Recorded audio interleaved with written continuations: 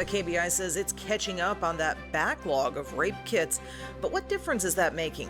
Plus, aging voting machines, safer or more vulnerable to tampering? And more shakeups in the Senate race as we start to get a feel for just how high the stakes are. That's what we're talking about right now on Kansas Week.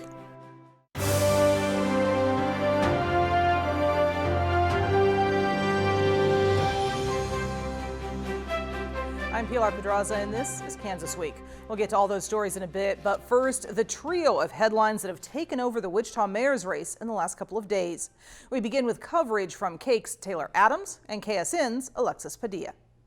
We've got a breach of trust in our community, and we have a current leader who has made decisions independent of the will of the people, and we think it's important that we challenge that a little bit.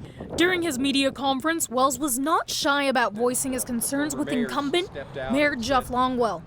We reached out to Mayor Longwell, who calls Wells' assessment unfair. I would argue we're the most transparent mayor ever.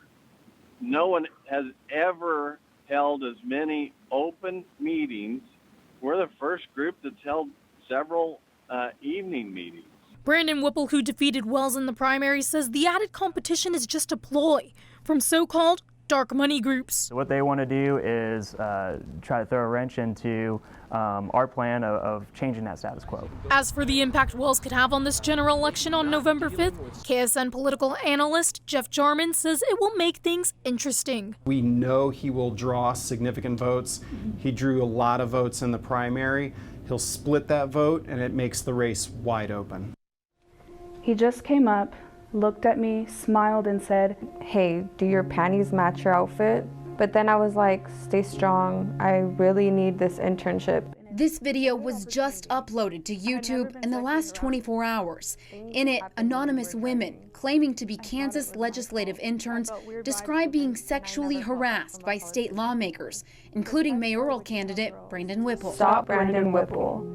They're disgusting. They're not true. And what this video contains is lies and smears. The words used in the video are almost exactly the same as this quote from a 2018 Kansas City Star article. In it, an anonymous intern says a Republican senator made these comments, but Whipple is a Democratic representative. Normally these races don't get this dirty. The video was made by a mystery company, Protect Wichita's Girls, LLC, which we traced back to New Mexico, a state where laws allow owners of LLCs to remain anonymous. Kansas is tougher to do what they're doing. They chose New Mexico to skirt those laws, and also because they think we wouldn't be onto it. Dr. Russell Fox, a political science professor at Friends University, says the video's claims certainly don't look good for Whipple's campaign, but the validity of those claims are what will matter in the end. As far as we know, Protect Wichita Girls could be a PAC that was set up by Jeff Longwell. It could be a PAC that was set up by a group of independent business people that are supporting Lindy Wells. Whipple's opponent, Mayor Jeff Longwell, says he didn't know the video even existed until we told him. Did you have anything to do with planning this video? Oh, absolutely not. That is about the silliest thing that anyone could say. Now, all of this came on the same day, followed just hours later by news the district attorney will not be filing charges against Longwell over the water treatment plant contracting process. Now, the DA is asking the mayor to file amended substantial interest forms reflecting the cost of those golf games various businesses and donors have paid for him to play. Now, joining me on the desk this week to discuss this and more, we have State Representative Paul Wagner, a Republican from Hutchinson, and Dr. Russell Arbin Fox, who you just saw, political analyst from Friends University, and State Representative Tim Hodge, Democrat from Newton. Thank you so much. Good to be here. So, Russell, I'm going to kind of start with you on this. Unusual to see this much activity in what is supposed to be a nonpartisan mayoral race. Right. There were reasons to maybe suspect it would move in this direction, given the fact that one of the people participating in the race is obviously a partisan figure. Brandon Whipple had served for years as a Democratic representative from South Wichita. And Mayor Longwell never tried to hide the fact that he was drawing upon Republican donors and he was building upon Republican support from the moment he began his campaign. So there were reasons to think that the partisanship was going to be hard to keep out of this election. Still, I'm not sure anybody could have necessarily anticipated the particular turn that it's taken, particularly with Lindy Wells reviving his campaign and launching a write-in effort, and some of these other allegations that have come attached with ads that are coming from out of the woodwork, funded by who knows whom. Yeah, I know on Friday that Brandon Whipple was saying that his family has gotten some threats because of this. Is this a sign of the direction that politics are moving in Kansas, or is this kind of unique to the race that we're seeing here, just from your experiences, Tim? Well, I mean, I've run 2 pretty hot elections up in Newton, and there you have to anticipate that these things are going to happen in October. So if you do your job, May, June, July, August, September, go out, knock your doors, get your people to sign up for advanced ballots, tell the people your message that you want to do X, Y, and Z for Wichita, then these types of left field allegations shouldn't hurt you very much. And so it's just an interesting, I'm going to let Wichita sort out its own issues, but my point to any candidate that's running is that these things will happen, especially if you're not the party that is loaded with money. Like, just one example, it's not uncommon in my race, I'm a Democrat. And it's not uncommon for the Republican candidate to say, oh, I had no idea that these mailers were being sent out. I am so ashamed of whoever sent these mailers out. At the same time, benefiting greatly from those types of mailers. So all the crocodile tears that happen with these types of mailers, I don't buy it, because I know that that's part of the dance in not just Kansas politics, any politics, when you have money involved. Paul, what's your experience been? I was in a very hotly contested primary and prevailed, and the incumbent Representative Becker, ran a write-in campaign. I mean, write-in campaigns are almost inevitably failures, but though a 3-way race, I don't know if the guy just wants to be a spoiler or kind of how he sees the dynamics, but this is really very over the top as far as just the intensity it seems like you have here in Wichita with this mayoral race. Let me jump in on that. I would actually disagree slightly with Dr. Jarman from Wichita State University. I mean, it is true that in the primary, Whipple and Wells were only separated by a couple hundred votes, less than 300 votes. And so clearly there is support for Wells. That being said, write-in candidacies are very, very hard to make work. And there is almost no political model out there that suggests that a write-in candidacy can easily overcome all of the obstacles that confront it. The fact that his name isn't on the ballot, the fact that voters are going to have to write in his name. They're going to have to write in his name accurately, such that it can be recognized by people who read the ballots. All of these things add up against it. I do think that, and this goes back to your point about partisanship, I do think that one thing Wells has going for him is the fact that the Republican Party and the Democratic Party in Wichita are somewhat divided about their own candidates. There are a certain mostly older generation set of Democrats that really aren't comfortable with Whipple, and there's a fairly large chunk of business-friendly Republicans that really don't like Longwell. And so, maybe he's hoping to see their bases split in that way. All right. Well, we're going to leave that discussion there. Now, if you are looking to find out more about the 3 candidates in the Wichita mayoral race, there will be a one-on-one sit-down interview with all 3 of them here on KPTS next week, so stay tuned for that.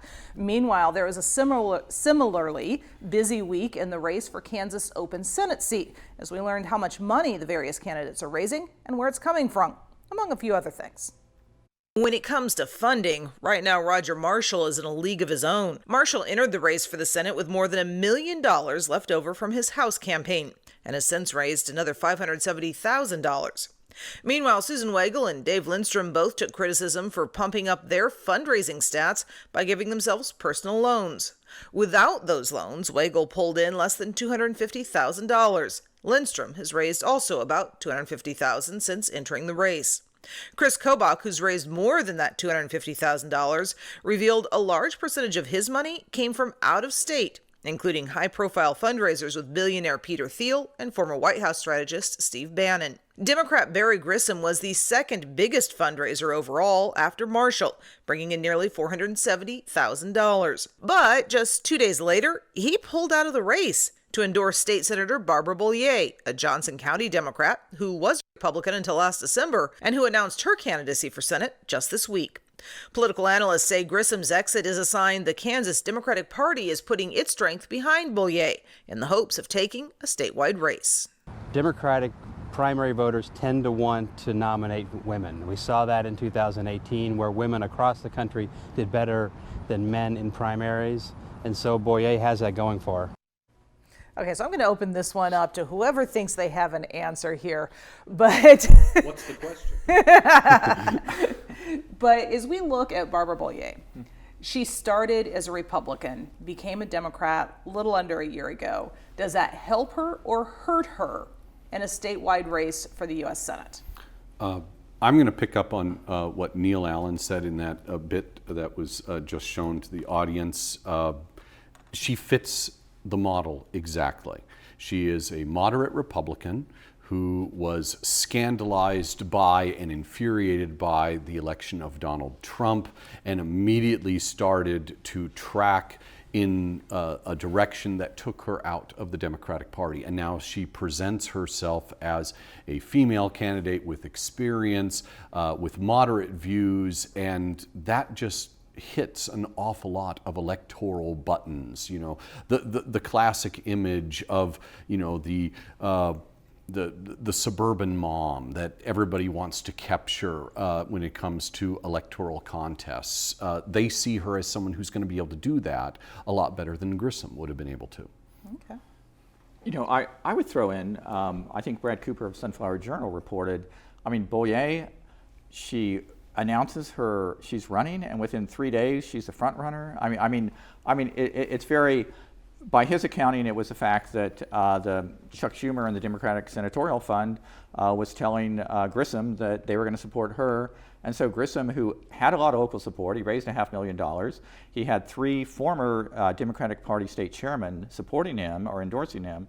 And then all of a sudden he just throws up the hands and gives up. I mean, that's incredibly odd politics. I mean, you know, frankly, for someone who hasn't even raised any money to already immediately be the the proclaimed front runner, and apparently no one's going to challenge her seriously going forward. Mm-hmm. Well, I do have to say that we did see something similar in the gubernatorial race in 2018 with Laura Kelly's entry into the race. It was a very similar setup. As a Democrat on this panel, I feel like I need to say something here. I can see what Paul's saying, what Representative Wagner's saying here. I'm concerned, frankly, just because as a Democrat who's run in some races, it's difficult to win as a Democrat in this state, and so this is a candidate who has never run a Democratic race, and therefore it's something that we have to kind of look at as a party. And when we hear these things like what Representative Wagner has talked about, the National Party kind of putting its thumb on the scale a little bit, we've seen how that worked out for us in 2016. And it wasn't very successful for us. And so I just want to make sure that we understand as a party that sometimes promoting someone this quickly may not be in our best interest. And I too was surprised when I saw Mr. Grissom's numbers and thought, you know, he's doing fairly well. There's no need to panic at this point. But if somehow the field's getting cleared, we're going to have a candidate that is a newly minted Democrat, and that may not sit well with some of our old guard Democrats. But will it perhaps pull in some Republicans who might not otherwise vote Democrat? Presumably, that's got to be what they're thinking about. I mean, I take your point very well there, and really, you can fold that into arguments that are taking place throughout the Kansas Democratic Party. You know, tensions that are generational, tensions that divide urban versus rural voters. And we may get a primary out of this, which would help us define who we are. And I think primaries are fine tools to define what our party is. That, you know, it can certainly work that way, and if that's in the cards, you know, obviously that's the way it'll work out. You know, given the points that were made before, I wonder how long the other candidates who have declared for the Democratic nomination for Senate are going to hold on, if it really is the case that both the state and the national party is trying to pick their favorite already. Well, we'll have many more discussions about the Senate race to come on this show. We've got a few other things to talk about today, though. So, looking on. Keeping Your Vote Safe on Election Day has a national organization calling on several Kansas counties to buy new electronic voting machines. But at least one county clerk I spoke with this week says the older machines may actually be safer. I explain in this report I filed with Cake News. To me, these machines are in some ways maybe more secure. There's no way they can talk to each other. That Wi-Fi didn't even exist when these were created. Rick Pifo admits the voting machines Harvey County voters use are old, 13 years old. But he says they still do a perfectly good job protecting your vote. That's about 25 elections that this machine has done. Well, how many other things do you get rid of after you use them 25 times? This after the American Association for the Advancement of Science urged Harvey and 7 other counties to buy new machines, mostly because these don't create a paper trail of votes cast. Yes, these machines do not have a voter verifiable paper trail, which is what's being suggested now. Pifo says ever since they got these machines, they have also always offered a paper ballot here in Harvey County. Now, originally about 60% of folks preferred to vote on the machine, but in recent years, that number has switched with attention to election security. About 60% of people are now preferring the hard copy ballot. So that is a paper trail. If they don't trust or don't like or whatever reason they don't want to vote electronic, it's not a problem. His only election security worry, someone hacking his website where he reports the results. So if something was to happen to our network, it would be isolated from that equipment. I could still run an election. So a lot of questions raised about these. I know the Secretary of State is concerned, but I think it's mostly because of concerns at the national level. Is this something that taxpayers are willing to support, especially your county is one of the ones that was named in this message. Is this something that folks in Harvey County are willing to shell out the money for? I think that the clerk said it very well. They've been used 25 times. They work fine. They're not hooked up to the internet. They're more safe than many of the current machines. So no, we don't need to be spending extra dollars on this. I know the county's strapped for money already, so we're fine. And so for anybody to suggest otherwise, that's his job. He has to make sure the elections are legitimate, and I think our county clerk does a fantastic job of that. So as we look at this issue of voting security, what do you guys see as the biggest issues the state does face? Paul? You know, I'm on the Elections House Committee with Representative Hodge, and you know, as far as as far as big issue, I mean, voter security is very important, particularly as elections become more polarized. I mean, you really want to have a squeaky clean and fair process that's very transparent, and there's no doubt. I mean, you had the professor, I believe, in Wichita who filed a lawsuit thinking that somehow there was some unusual goings on, I think, with the governor's race, you know, back in a few years ago. And just anything that you can do to ameliorate those fears, I think would be helpful. But again, you really don't see much of a problem. I mean, even in this case where these machines had been highlighted as being potentially trouble, I mean, I thought the clerk had a very good explanation as to how you'd have to immediately be in front of them to do anything. They're not on the internet, and you know, a lot more people do vote on paper ballots now because people just don't trust the electronic count. But in this particular case, I think it is much ado about nothing. All right. I have no complaints about people using paper ballots. That's what I encourage everyone to do. And I don't think it's a paranoia thing. I think it's, I actually think that there's something more tangible to the civic experience of voting when you use the paper ballot. But I appreciate you emphasizing that. I mean, a lot of people have worked very hard on this issue, and especially when Chris Kobach was the Secretary of State, they faced a lot of challenges that frankly weren't legitimate. And so it's good, you know, to understand and get out in front of people the fact that a lot of these people are working very hard to make this process safe. All right. Well, I'm with you on the paper ballots. There's something just very visceral about filling it in myself as opposed to punching at a screen. I kind of like that too. Yeah. All right. Well, there's some other issues we need to talk about. Thursday, the KBI announced it's making headway in clearing that backlog of untested rape and sexual assault kits. Sedgwick County says all their kits are now tested. What does that mean for sex assault cases? KSN's Craig Andrus takes a look. Back before 2014, Wichita had a backlog of nearly 1,700 sex assault kits that had not been turned in for testing. Today, the department is at 100% sent in. On Thursday, as the KBI asked for 100% of the kits to be turned in statewide, the Regional Forensic Science Center of Sedgwick County said the effort to test them all can make a difference. The first stage of the process, and what they do is probably arguably the most important. If they don't collect the proper evidence, they're not trained to identify where that evidence is located, then the laboratory can't do anything at all. District Attorney in Sedgwick County said Wichita is fortunate to have the Sedgwick County Forensic Science Center, but the DA adds all but 3 counties across the state rely on the KBI to test those rape kits.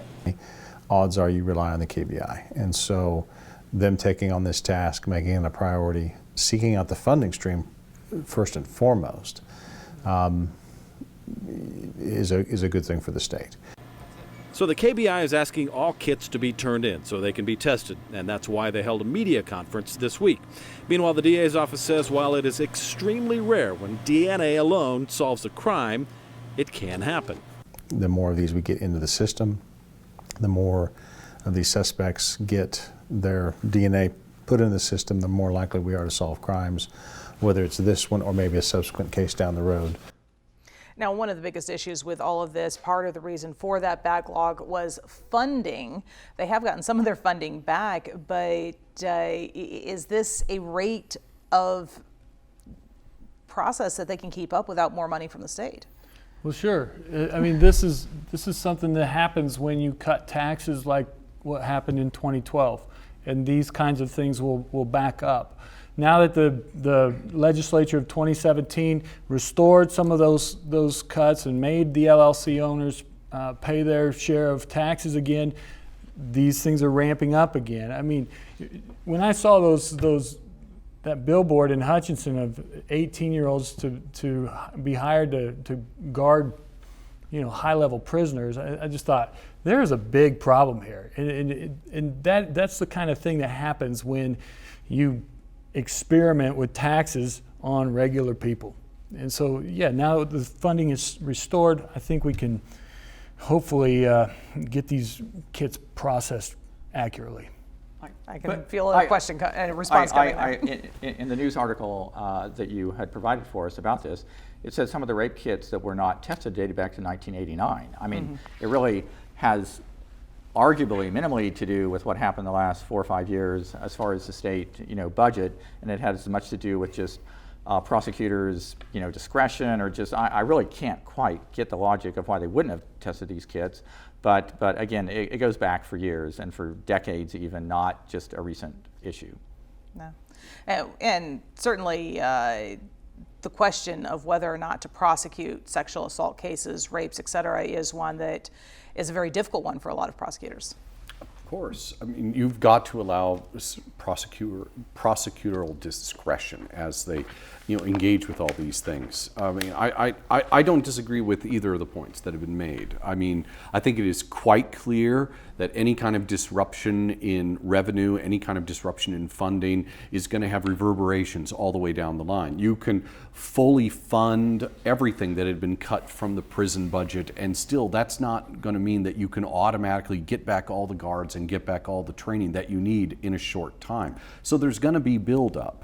But at the same time, we have to recognize that there might be a lot of things that have contributed to that buildup, not just issues of money. Issues of money, though, were on the minds of some folks this week. Taxes, as the Governor's Council on Tax Reform met for a second time over a 2-day period. The governor asked the council to review the current tax code from top to bottom and make recommendations to state lawmakers for ways to update, streamline, and make the state's taxes more fair.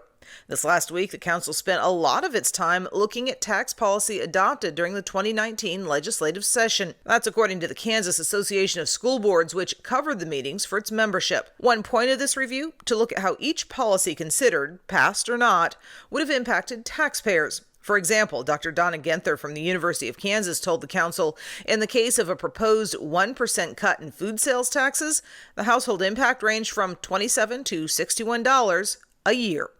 Another topic discussed, property taxes and how increasing valuations affect retirees. The council will meet again in November to begin drafting its recommendations for lawmakers on how to overhaul the tax code. So at this point, they're still kind of in the learning process, the information gathering process. They're supposed to next time start making recommendations. But I think one of the most profound things that I saw as I was looking at the folks who are following this, one person commented on Twitter, it sounds like the majority of the current tax code in Kansas was developed in 1960. And I was just floored by that. Well, I'm concerned that we're just going to use this tax council to push out some really needed relief right now. We've got the highest food sales tax in the country. We've had these brown bag tax cuts, and now we all want to say, oh, we got to fill in the hole. We got to fill in the hole. Be patient, be patient.